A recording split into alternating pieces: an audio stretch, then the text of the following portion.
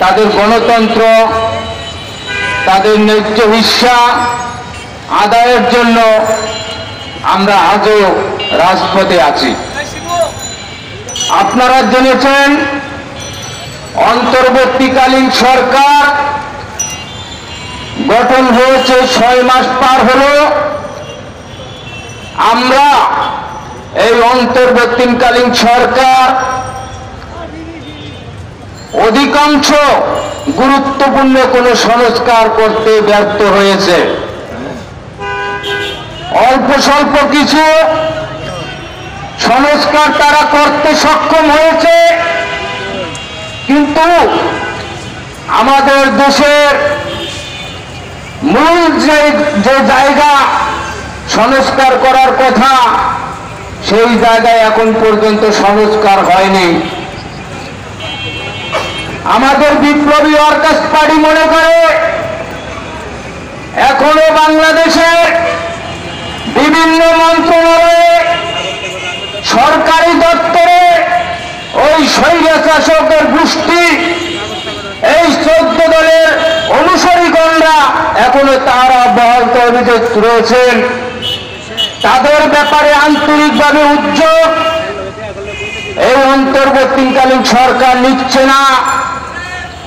বিভিন্ন মহলে, বিভিন্ন দপ্তরে, সকল জায়গায় এই দুর্নীতিবাদ কর্মকর্তারা এখনো কিন্তু বহাল রয়েছে। আমরা এই সরকারের কাছে এই বিষয়টা প্রশ্ন রাখলাম। আরেকটা বিষয় হলো, এখনো দেখা যাচ্ছে এই স্বৈরাচার বিদায় হওয়ার পরে আমাদের দেশের বড় একটি অংশ স্বৈরাচার এই ডেভিল হান্ট নামে এই সরকারের মধ্যে রয়েছে। সেটা আমাদের কাছে ধারণা পরিষ্কার। কেননা এখনো দেখা যাচ্ছে বিভিন্ন জায়গায়, বিভিন্ন থানায় তারা এই দুর্নীতিবাদ কর্মকর্তারা মামলা বাণিজ্য চালিয়ে যাচ্ছে, নিরীহ মানুষকে হয়রানি করছে। এই ব্যাপারে কিন্তু সরকারের কোনো সঠিক তদন্ত আমরা দেখতেছি না। তাহলে এই স্বৈরাচার বিদায় করে আমাদের দেশের মানুষের কি লাভ হলো, এটা ওই দেশের সরকার এবং মানুষের কাছে প্রশ্ন রাখলাম। আরেকটি বিষয় হলো, গত 6 মাসে আমরা দেখতেছি শিল্প কলকারখানা সহ বিভিন্ন জায়গায় এখনো এই স্বৈরাচারী গোষ্ঠীর তাদের নেতৃত্বে এখনো বিভিন্ন কলকারখানায় তারা ঝামেলা পাকিয়ে রেখেছেন। মালিকদের মধ্যে স্বৈরাচার এখনো রয়েছে।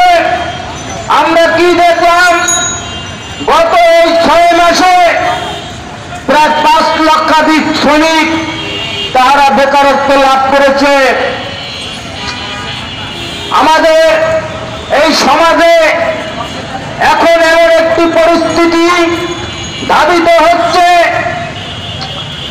প্রতিনিয়তই চুরি, ছিনতাই, রাহাজানি, ডাকাতি এগুলো কিন্তু বৃদ্ধি পাচ্ছে। আইন শৃঙ্খলা বাহিনী এখন পর্যন্ত নিয়ন্ত্রণে আনতে পারে নাই। কেন আনতে পারে নাই? এটা ওই অন্তর্বর্তীকালীন সরকারের কাছে আমরা এই সমাবেশ থেকে তার কাছে প্রশ্ন রাখলাম। আরেকটি বিষয় হচ্ছে, বাজার সিন্ডিকেট এখন পর্যন্ত ভাঙতে পারেনি। এই বাজার সিন্ডিকেট ভেঙে বাজার নিয়ন্ত্রণ আনার জন্য এই অন্তর্বর্তীকালীন সরকারের কাছে দাবি জানাচ্ছি। সরকারের কাছে আরেকটু দাবি জানাচ্ছে, এই অন্তর্বর্তীকালীন সরকারের সকল সংস্কারের দায় দায়িত্বের মধ্যে পড়ে না বলে মনে করি। অতি সত্বর বিরোধী দল এই গণ অভ্যুত্থানে যারা রাজনৈতিক দলের সাথে আলাপ আলোচনা করে অতি সত্বর একটা নির্বাচনের বন্দোবস্ত করা হোক। আওয়ামী লীগের সাথে 14 দলে যারা রয়েছে তাদের মধ্যে অনেকে দুর্নীতিবাদ খুনিও রয়েছে, তাদেরকে তদন্তপূর্বক ভাবে এই দুষ্কৃতিকারীদের গ্রেফতার করার জন্য আজকে এই সমাবেশ থেকে দাবি জানাচ্ছি।